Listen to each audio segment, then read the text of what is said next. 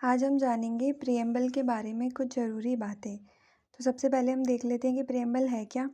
Preamble is introduction of constitution. Preamble जो होता है वो इंट्रोडक्शन होता है कॉन्स्टिट्यूशन का, which contains the summary of constitution.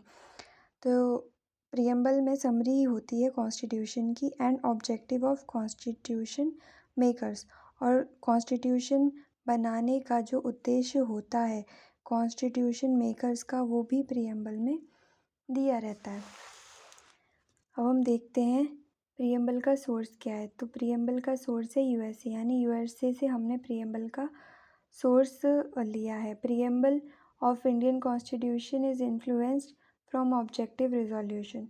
तो जो हमारा प्रिएम्बल है वो ऑब्जेक्टिव रिजोल्यूशन को देख के बनाया गया है, जो कि 13 दिसंबर 1946 को जवाहरलाल नेहरू ने कॉन्स्टिट्यूएंट असेंबली में पेश किया था। अब देखते हैं जो हमारी लैंग्वेज है प्रिएम्बल की, वो हमने ऑस्ट्रेलिया से ली है। एंड ये इम्पॉर्टेंट फैक्ट है कि जो हमारा प्रिएम्बल है वो सबसे लास्ट में ऐड किया गया है कॉन्स्टिट्यूशन में। है तो सबसे पहले पेज पर ऐड सबसे लास्ट में किया था कॉन्स्टिट्यूशन बनने के बाद। अब कुछ इम्पॉर्टेंट स्टेटमेंट्स देख लेते हैं प्रिएम्बल के।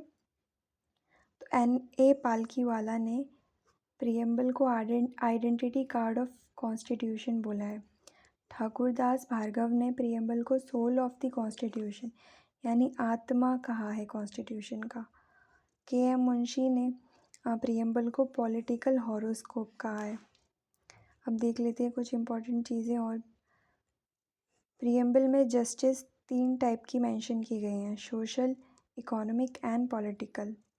और लिबर्टी 5 टाइप्स की दी गई हैं, thought, expression, belief, faith and worship. तो ये आपको ऐसे ही याद करनी है, लाइन वाइज आपके एग्ज़ाम में पूछ ली जाती है।